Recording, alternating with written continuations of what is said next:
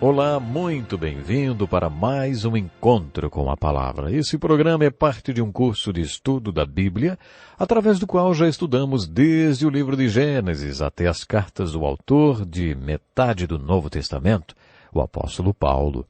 Já estudamos 3 de suas cartas. A primeira carta, a Carta aos Romanos, é um importante documento teológico.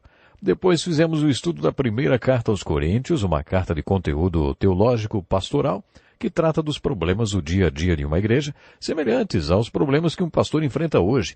Nos últimos programas abordamos a segunda carta aos Coríntios, que trata da questão do ministério que todo crente tem. Foi nessa carta que Paulo respondeu às acusações que os coríntios fizeram contra ele depois de receberem a sua primeira carta. Nela, Paulo combateu e tentou corrigir vários problemas. Acho interessante notar que os coríntios não criticaram em nada a lógica de Paulo na primeira carta. Eles não tinham como criticar a lógica nem os conselhos de Paulo, que eram muito profundos e inspirados por Deus.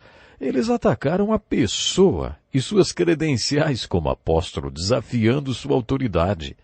Agora que estamos finalizando o estudo de 2 Coríntios, certifique-se de que você guardou o que Paulo falou nesta carta a respeito da tarefa e do treinamento do ministro, da sua confiança e do seu triunfo, da sua transformação, sua transparência e do seu tesouro da prova do ministro, das áreas difíceis e das áreas sensíveis do trabalho dele e, finalmente, da transcendência do ministro.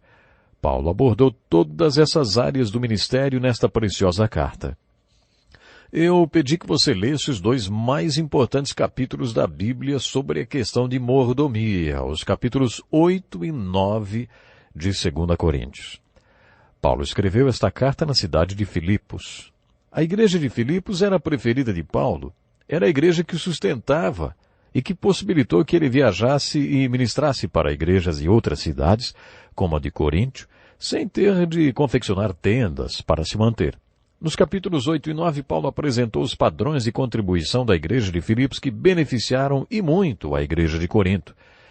Com esta ministração, Paulo procurou incentivar a igreja de Corinto a participar da oferta de amor que ele estava levantando em favor dos judeus cristãos perseguidos em Jerusalém. Nestes 2 capítulos, Paulo ressaltou a generosidade da igreja de Filipos, que contribuía além das suas possibilidades. A contribuição daquela igreja era liberal e honesta. Paulo mostrou ser muito íntegro nos assuntos financeiros e de mordomia. A igreja de hoje tem muito a aprender com Paulo. Paulo queria evitar qualquer dúvida e crítica em relação à administração da oferta. Queremos evitar que alguém nos critique quanto ao nosso modo de administrar essa generosa oferta, pois estamos tendo cuidado de fazer o que é correto, não apenas aos olhos do Senhor, mas também aos olhos dos homens. Observe como Paulo foi cuidadoso, instruindo a igreja a ter pessoas que acompanhassem a administração da oferta. Ele queria que houvesse responsabilidade e integridade na administração dela. Antes de encerrar o estudo de 2 Coríntios, quero acrescentar mais alguns comentários a respeito daquelas pessoas da igreja de Corinto que se aproveitavam de sua situação. No final da carta, Paulo escreveu: Temo que ao visitá-los não os encontre como esperavam. Temo que haja entre vocês brigas, invejas, manifestações de ira, divisões, calúnias, intrigas, arrogância e desordem. Receio que ao visitá-los outra vez, o meu Deus me humilhe diante de vocês e eu lamente por causa de muitos que pecaram anteriormente e não se arrependeram da impureza, da imoralidade sexual e da libertinagem que praticaram. Essa era a igreja de Corinto. Foi por isso que Apolo duvidou que fosse da vontade de Deus que ele fosse para lá. Paulo disse que queria que Apolo fosse, mas Apolo tinha suas dúvidas. Paulo encerra a carta lançando um desafio. Examinem-se, para ver se vocês estão na fé. Provem-se a si mesmos. Não percebem que Cristo está em vocês? A não ser que tenham sido reprovados. Paulo foi duro com eles, mas nós damos graças a Deus, sim, damos graças a Deus por aquela igrejinha. Se não fosse por ela e por todos os seus problemas, não teríamos acesso a esta palavra tão inspirada e exortadora. Continuando o nosso curso, iniciamos o estudo de mais uma carta de Paulo. desta vez aos Gálatas. Este foi outro tipo de carta escrita pelo apóstolo Paulo. Vou contar um segredo a você. Dos 66 livros da Bíblia, as cartas de Paulo são os meus preferidos livros. Elas são muito profundas. Todos os livros são inspirados, mas a lógica de Paulo faz de suas cartas documentos profundos e ao mesmo tempo muito práticos. Uma é diferente da outra. Uma é pastoral, outras cartas abordam o ministério e a mordomia, outras princípios teológicos. E agora iniciaremos um tipo diferente de carta, uma carta emocional. Paulo estava bravo quando escreveu para os Gálatas. Poderíamos dizer que ele estava com uma indignação justa contra eles. Compare a introdução da carta aos Gálatas com a introdução da carta aos Filipenses, aos quais ele amava muito, e mesmo com a dos Coríntios, que eram aquele povinho difícil. Mesmo na carta aos Coríntios, Paulo usou palavras de afeição e companheirismo no Evangelho. Ele chamou os coríntios de santos, está lembrado? É uma carta muito bonita. Mas não podemos dizer o mesmo da carta aos Gálatas. Não encontramos nenhuma palavra de afeição ou carinho nela, nem qualquer coisa que indique companheirismo no Evangelho. Geralmente, quando Paulo escrevia às igrejas, era para tratar de algum problema. Os Gálatas não correspondiam ao povo, não de uma cidade, mas de toda uma área que Paulo tinha evangelizado. Ele escreveu-lhes para tratar de um assunto muito mais sério do que os problemas da igreja de Corinto. O problema dos coríntios é o que mesmo na maioria dos missionários que trabalham numa cultura nova e que plantam a primeira geração da igreja. Lendo a carta aos Gálatas, podemos ter uma ideia do que estava acontecendo nas igrejas daquela região. Paulo andou por aquela área pregando o Evangelho, e o seu Evangelho era que Jesus Cristo, através da morte na cruz, tornou possível que a salvação chegasse até você. Crer no Evangelho pelo dom da fé, que vem de Deus, pode salvá-lo. Tudo isso é resultado da graça de Deus, e foi ela que o levou a enviar Cristo ao mundo para que pudéssemos ser salvos através dele. De acordo com Paulo, a salvação é pela fé e pela graça, e nada mais. Uma vez ouvi uma equação que achei muito interessante. Jesus mais alguma coisa é igual a nada, mas Jesus mais nada é igual a tudo. Paulo enfatiza nesta carta que fomos salvos para boas obras e que as boas obras validam nossa fé. Mas é a nossa fé que nos salva, não as nossas boas obras.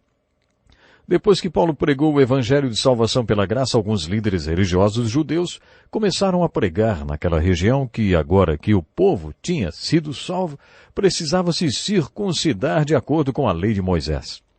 Eles queriam transformar aqueles gentios convertidos em judeus. Quando Paulo soube o que estava acontecendo e que alguns gentios já tinham sido circuncidados, ele ficou muito bravo e escreveu a carta de próprio punho. Preste atenção no tom dessa carta. Ele escreve assim: Paulo, apóstolo enviado não da parte de homens, nem por meio de pessoa alguma, mas por Jesus Cristo e por Deus Pai, que o ressuscitou dos mortos, e todos os irmãos que estão comigo, às igrejas da Galácia. A vocês graça e paz da parte de Deus nosso Pai e do nosso Senhor Jesus Cristo, que se entregou a si mesmo por nossos pecados a fim de nos resgatar desta presente era perversa, segundo a vontade de nosso Deus e Pai, a quem seja a glória para todo sempre. Amém. Essa foi a fria saudação de Paulo. Depois dessa introdução fria, Paulo iniciou a carta. Admiro-me que vocês estejam abandonando tão rapidamente aquele que os chamou pela graça de Cristo para seguirem outro evangelho que na realidade não é o evangelho. O que ocorre é que algumas pessoas os estão perturbando, querendo perverter o Evangelho de Cristo. Preste atenção em como ele foi enfático. Mas ainda que nós ou um anjo dos céus pregue um Evangelho diferente daquele que lhes pregamos, que seja amaldiçoado. Amaldiçoado. Que palavra forte, hein? Mas, para não deixar dúvidas de que ele estivesse enganado no uso de uma palavra tão forte, ele disse: Como já dissemos e agora repito, se alguém lhes anuncia um evangelho diferente daquele que já receberam, que seja amaldiçoado. O que deixou Paulo tão exaltado é que estavam pregando outro evangelho, um evangelho deturpado. E para Paulo, aquilo não era a pregação do evangelho. Foi por isso que ele amaldiçoou quem estava pregando outro evangelho. Paulo estava mesmo muito exaltado, muito bravo, porque o que estava acontecendo era apostasia. E Paulo conhecia muito bem a história dos hebreus. O seu primeiro sermão em Atos 13 contém muito da história dos hebreus. Ele conhecia muito bem o assunto. E qualquer um que conhecesse um pouco da história dos hebreus, e se você estudou conosco o Velho Testamento, também sabe que a apostasia é um pecado horroroso para os judeus. Apostasia significa distanciar-se. Apo significa longe. E a outra parte da palavra significa ficar, posicionar. Por isso, apostasia significa permanecer ou posicionar-se longe, afastar-se. No final do livro de Josué, os filhos de Israel tomaram uma posição. Afirmaram que Deus era o primeiro na vida deles e que os serviriam. Mas depois, no livro de Juízes, eles se afastaram desta posição. Eles se distanciaram do compromisso que tinham firmado com Deus no final do livro de Josué. Observamos no livro de Juízes que o povo de Israel passou 7 vezes por um ciclo de apostasia. Podemos também observar quais foram as terríveis consequências daquela apostasia. Paulo via a apostasia como um câncer espiritual, muito pior do que o problema da igreja de Corinto. Pregadores comuns como eu, isso mesmo, que ensinam as Escrituras, têm de dizer, eu, ministro do Evangelho, sou ministro de homens e por homens. De homens, porque fui ordenado por homens. Outros homens puseram suas mãos sobre mim e reconheceram o meu chamado de Deus para o ministério. Você já me ouviu fazer referência ao professor J. Vernon McGee? Junto com tantos outros, ele foi um dos professores que me ensinaram as Escrituras. Por isso o que estou ensinando para você é de homens e por homens. Mas quando Paulo escreveu aos Gálatas, ele disse, o Evangelho por mim anunciado, eu o recebi de Jesus Cristo por revelação. Com isso, Paulo estava dizendo que ele não tinha aprendido com homens, nem tinha sido ordenado por homens, mas recebeu revelação direta de Jesus Cristo. Ele estava dizendo que era apóstolo de Jesus Cristo. O próprio Jesus o tinha comissionado e ordenado apóstolo. No capítulo 2 ele conta que depois de 14 anos foi para Jerusalém e se encontrou com os apóstolos. Ele diz que foi por revelação, o que quer dizer que o Espírito o levou a Jerusalém. Os apóstolos sabiam que Paulo estava indo para lá porque o Espírito os tinha avisado. Paulo conta sobre este encontro. Reconhecendo a graça que me fora concedida, Tiago, Pedro e João, tidos como colunas, estenderam a mão direita a mim e a Barnabé em sinal de comunhão. Eles concordaram em que devíamos nos dirigir aos gentios e eles aos circuncisos. Isso é intrigante. Primeiro tenho que fazer uma pergunta. Como Paulo provou que aqueles apóstolos, como ele provou para eles que ele era tão apóstolo quanto eles? O que Paulo quis dizer quando escreveu, reconhecendo a graça que me fora concedida? O que os apóstolos viram que os convenceu que Paulo era um apóstolo como eles? A palavra charis significa graça. Chamamos a atuação da graça na vida de uma pessoa de carisma. Os apóstolos devem ter visto os dons do Espírito em Paulo e também demonstrações carismáticas, que mostraram que a graça tinha sido derramada sobre ele, que o Espírito Santo também estava nele e sobre ele, da mesma forma que estava neles e sobre eles. Os apóstolos tinham vivido com Jesus durante 3 anos, e Paulo deve ter dito que também tinha vivido durante 3 anos com Jesus. Paulo deve ter compartilhado com os apóstolos muitas coisas que ele aprendeu com Cristo. Não importa como, Paulo demonstrou aos apóstolos que ele era apóstolo tanto quanto eles. Os apóstolos estenderam a mão direita sobre Paulo e Barnabé em sinal de comunhão e disseram, você é tão apóstolo como nós somos, você será apóstolo para os gentios, para o mundo pagão e não judeu. Nós somos chamados para ser apóstolos para os circuncisos, para os judeus. Eu não teria feito assim. Tem horas que tenho vontade de falar assim para o Senhor. Espera aí, Deus, eu acho que as coisas têm de ser completamente diferentes. Imaginem, Paulo era fariseu, costumava sentar-se aos pés de Gamaliel. Naquela época, sentar-se aos pés de Gamaliel era como estudar em Harvard. Paulo teve a melhor formação teológica que um judeu da época poderia ter e também tinha sido membro do Sinédrio. Eu teria mandado para os judeus e Pedro, aquele pescador analfabeto, teria enviado para os povos gentios e pagãos. Eu teria dito a Pedro, Pedro, você vai pregar para os gentios porque eles não entendem nada de teologia, nem de linguagem judaica. E teria mandado o doutor em teologia, o rabino Paulo, para os judeus. Mas Deus fez exatamente o contrário. Mandou o rabino, o doutor da lei, para os pagãos, como os coríntios, aproveitadores e para outros povos bárbaros. E mandou o pescador analfabeto para pregar para os rabinos. O terceiro capítulo de Atos descreve Pedro e João sentados no meio do sinédrio e todos maravilhados com a sabedoria, a coragem e o equilíbrio deles ao responderem a todas as perguntas que lhes eram feitas. Diante de suas respostas, a única conclusão que os homens do Sinédrio podiam tirar é que aqueles homens realmente tinham estado com Jesus.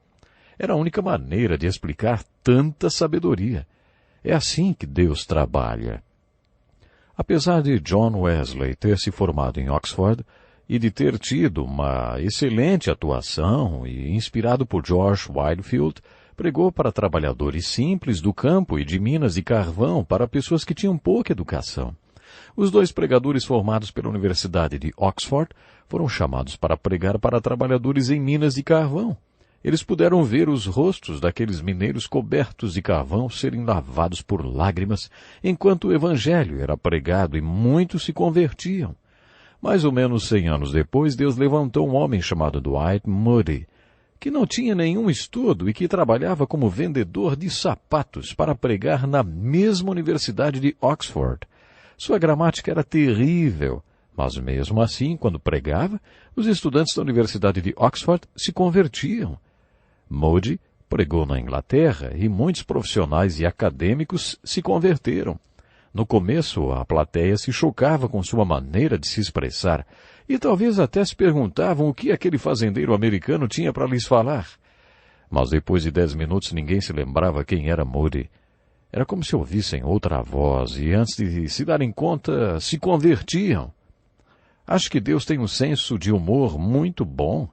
Acho que Deus gosta de pegar pessoas como George Whitefield e John Wesley, com excelente formação acadêmica, e levá-los para pregar para trabalhadores simples de minas de carvão. Ao mesmo tempo, Deus também gosta de usar homens simples como Moody para pregar na Universidade de Oxford e em auditórios da Inglaterra. Deus fez a mesma coisa com o rabino Paulo, que pregou para os gentios, e com Pedro, o pescador analfabeto, que pregou para os rabinos. Nos capítulos 1 e 2 de Gálatas, Paulo conta que é assim que Deus trabalha. Nestes 2 capítulos ele trata da questão do evangelho apóstata. Ele chama esse evangelho apóstata de outro evangelho. Não existe outro evangelho. Existe apenas um, o que Paulo pregou quando estava na Galácia. De acordo com Paulo, esse outro evangelho é apóstata e qualquer um que pregar outro evangelho deveria ser amaldiçoado. Para que ninguém tivesse dúvida, ele falou isso 2 vezes. Depois, confrontando esse evangelho apóstata, ele falou sobre o seu evangelho. Ele diz, eu não aprendi esse evangelho em nenhuma escola de rabinos, também não aprendi de homem nenhum. Não precisei ler livros para aprender sobre ele. Eu o recebi de Deus. Jesus o revelou para mim enquanto eu estava na Arábia, e este é o único evangelho que prego. É um evangelho único e absoluto. Como já mencionei, a carta aos Gálatas foi a única carta que Paulo escreveu de próprio punho.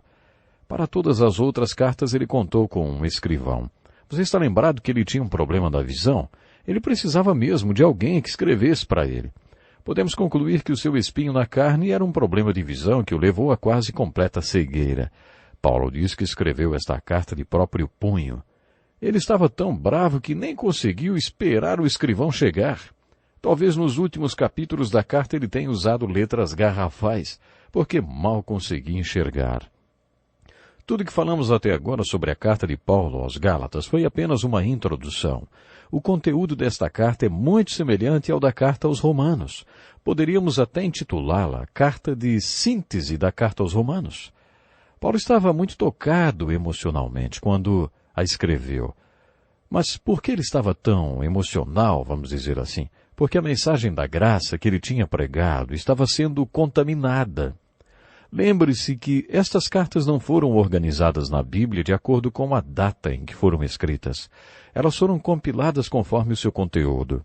Os estudiosos não sabem afirmar, com certeza, onde Paulo estava quando escreveu esta carta, mas é certo que ele a escreveu na sua terceira viagem missionária. Alguns dizem que foi em Filipos, outros em Éfeso e outros em Corinto. Diante de tantas opiniões, só podemos concluir que ninguém sabe onde ele estava quando escreveu esta carta. Podemos fazer um estudo muito interessante se compararmos a carta aos Gálatas com o livro de Juízes no Velho Testamento. Você deve se lembrar que o livro de Juízes mostra que as consequências da apostasia são terríveis. E ainda hoje são. Se você não crê nas Escrituras, vai pregar sobre o quê? O que acontece se você não pregar o Evangelho nem as Escrituras? Este é o assunto da carta aos Gálatas. Nela, um evangelho apóstata é exposto pelo evangelho absoluto, pregado por Paulo quando ele esteve na Galácia.